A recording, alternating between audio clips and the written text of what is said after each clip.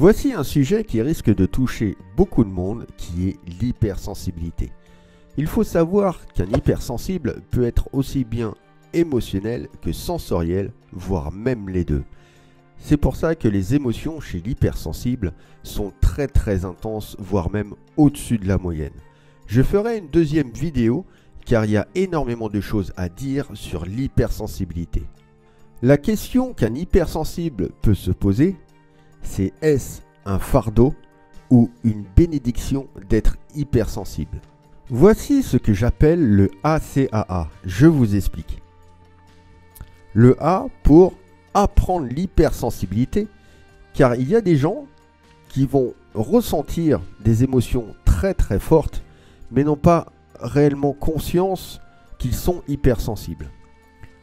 Donc, lorsqu'on apprend l'hypersensibilité, on va approcher à cette conscience que l'on est hypersensible, et aussi cette conscience que l'on ne vit pas du tout dans le même monde. L'hypersensible ne sera jamais dans le même monde que les autres. C'est-à-dire que tout le monde ne peut pas avoir votre gentillesse et cette générosité.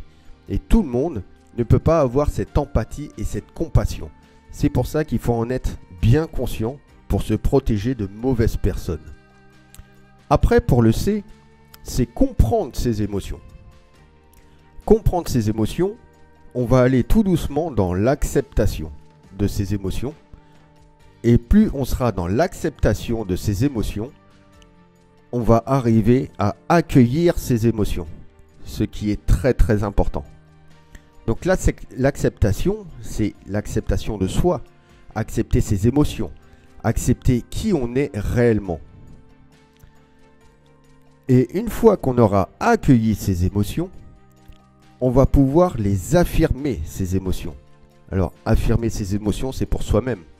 C'est comprendre quelle émotion ça se dégage par rapport à telle et telle situation. Et affirmer que oui, je suis beaucoup plus sensible que les autres. On va arriver doucement à l'affirmation. L'affirmation, c'est affirmer ses émotions, bien sûr, mais c'est aussi l'affirmation de soi. Affirmer comme quoi vous êtes hypersensible. Et n'ayez pas peur de dire que vous êtes hypersensible, que vous avez des émotions beaucoup plus intenses que la moyenne. Mais attention, ne le dites pas à n'importe qui non plus. Donc ce serait déjà le premier travail à faire pour un hypersensible. Car si vous ne faites pas ce travail-là, donc oui, vous allez le prendre, votre hypersensibilité, comme un fardeau. Et une fois que vous aurez fait ce travail-là, bien sûr, il y a d'autres travails à faire pour gérer ces émotions. Déjà, il faut les apprendre, il faut les comprendre et après, il faut savoir les gérer. Vous allez le prendre comme une bénédiction. Mais le chemin entre le fardeau et une bénédiction sera relativement assez long car il faut faire vraiment un travail très profond sur vous-même.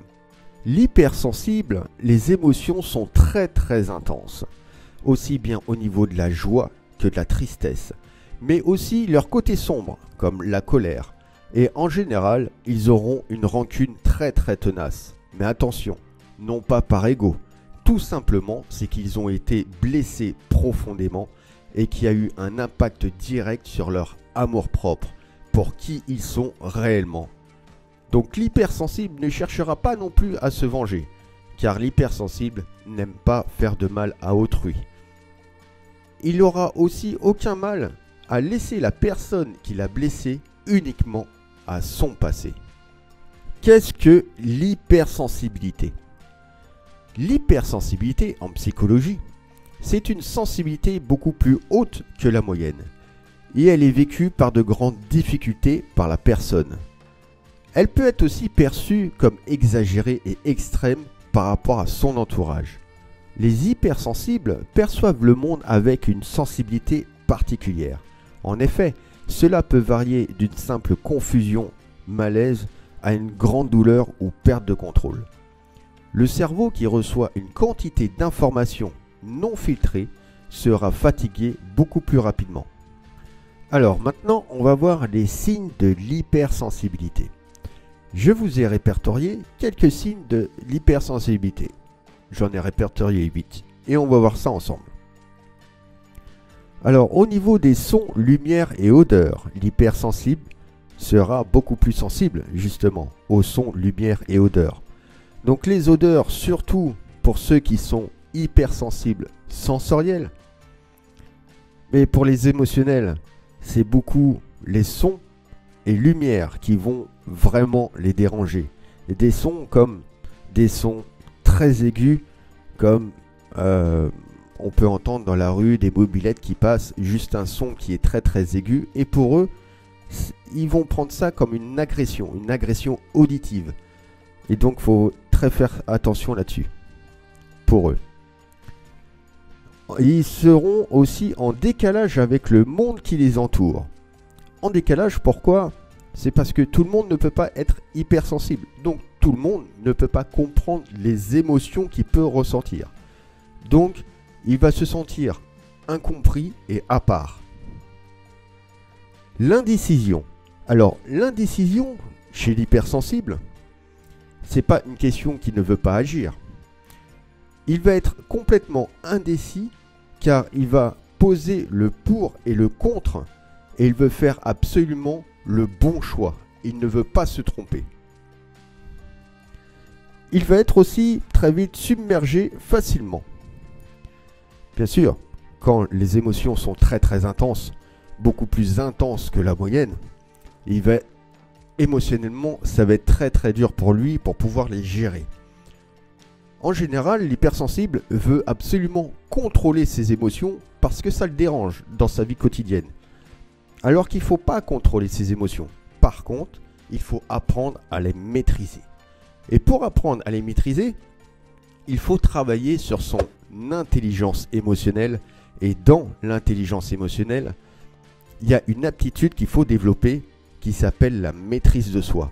Donc la maîtrise de soi au niveau de son comportement, mais la maîtrise de soi au niveau de ses émotions, qui vont justement maîtriser son propre comportement. Après, on a les émotions des autres, comme l'hypersensible sera très sensible aux émotions des autres.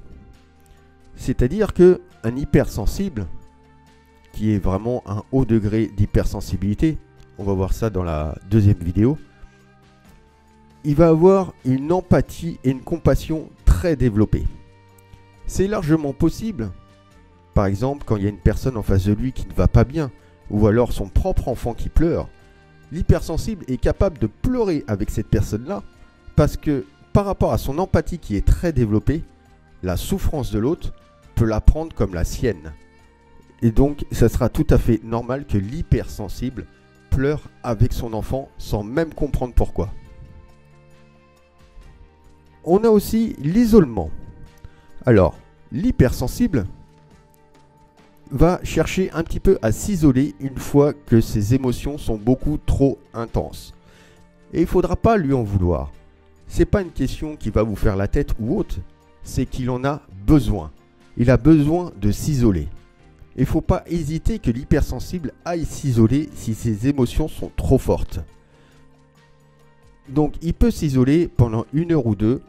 Il faudra le laisser tranquille parce que ça fait partie de son espace vital. Et il va falloir respecter aussi son espace vital. On a aussi l'intuition. L'hypersensible aussi a une intuition très développée et une très très bonne clairvoyance. Et en général, son intuition le trompe jamais. Mais il faut apprendre à écouter son intuition. Car la plupart des gens, ils ont une très très bonne intuition. Il n'y a pas de souci là-dessus. Par contre, ils ont du mal à écouter leur intuition. Et aussi, l'hypersensible sera sensible à l'art. À l'art, tout ce qui est lecture fait partie plus ou moins de la créativité. Le dessin, la peinture, la musique. Car pour l'hypersensible, sera son moyen de s'exprimer librement. Et être sensible à l'art aussi va développer de la créativité. Alors maintenant, les atouts des hypersensibles. Donc l'hypersensible a beaucoup d'atouts. Donc inutile de le prendre comme un fardeau, bien au contraire. Et on va voir ça. Les hypersensibles, ils vont au bout des choses. Donc oui, peu importe la situation dans laquelle ils se trouvent, même si elle est très difficile et très compliquée pour eux émotionnellement, ils vont jusqu'au bout des choses car ils aiment comprendre les choses. Les hypersensibles réagissent facilement. Donc ils réagissent facilement d'un point de vue émotionnel. C'est-à-dire que lorsque la personne en face a des difficultés par exemple, donc c'est leur empathie et leur compassion qui vont jouer dessus, sur leur point de vue émotionnel. Donc ils vont réagir très facilement d'un point de vue émotionnel. Ils vont préférer les sports individuels. Ils vont préférer les sports individuels, tout simplement, c'est que il y aura un biais cognitif qui va s'installer, la peur d'être jugé. Et la peur aussi du regard de l'autre, car en sport, en équipe, on est regardé en permanence et on est observé en permanence.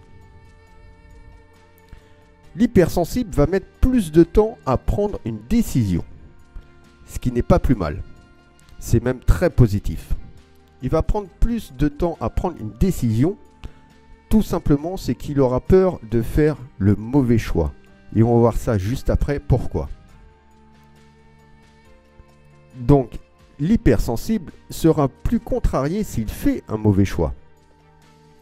Il sera beaucoup plus contrarié s'il fait un mauvais choix, tout simplement. C'est que il va prendre ça comme un échec si jamais il fait un mauvais choix. Et on en revient. Pourquoi il prend plus de temps à prendre une décision? C'est que sa décision, une fois qu'elle va être prise, elle va être très fiable et solide. Et ce sera une décision réfléchie et non pas une décision sous l'impulsivité. Car l'hypersensible est très intelligent. L'hypersensible a le sens du détail. Il a le sens du détail lorsqu'il rentre dans une pièce. Par exemple, il va avoir le sens du détail sur l'agencement de la pièce, l'agencement de l'immobilier.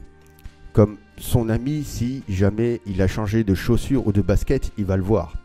Comme sa compagne, si elle a changé de coiffure ou de couleur de coiffure, il va le voir tout de suite.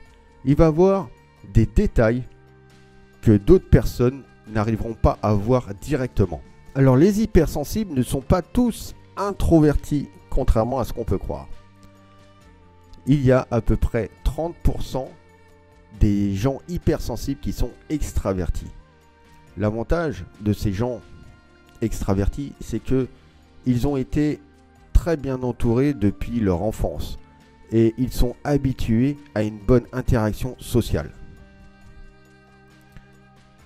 Les hypersensibles travaillent bien en équipe. Oui, ils travaillent très très bien en équipe dans le milieu professionnel. Il n'y a pas de problème. Car ils ont l'envie de faire bien à chaque fois. C'est pour ça que on en revient qu'ils vont au bout des choses. L'hypersensible sera anxieux et dépressif si jamais il a vécu des choses très difficiles, aussi bien dans leur enfance que dans leur vie d'adulte. Les bruits agaçants vont les stresser. Comme je disais auparavant, des bruits qui sont assez agressifs d'un point de vue auditif, ça va vraiment les stresser. Et c'est le cerveau qui fait ça. Les hypersensibles pleurent fréquemment. Comme je disais, émotionnellement, ce sont des éponges à émotions, comme les petits-enfants. Et en fin de compte, au niveau de ces récepteurs-là, ils vont avoir beaucoup de mal à gérer ces émotions. Donc ils sont très réceptifs. Et les hypersensibles sont plus attentionnés que la moyenne. Oui, un hypersensible, lorsqu'il est en couple, il va faire passer sa femme ou son homme pour une priorité et non pas pour une option. Car il faut savoir aussi que l'hypersensible, il n'y a pas plus loyal et honnête et fidèle qu'un hypersensible. Donc voilà, c'est la fin de la première partie sur l'hypersensibilité. Je vous dis à bientôt pour d'autres vidéos.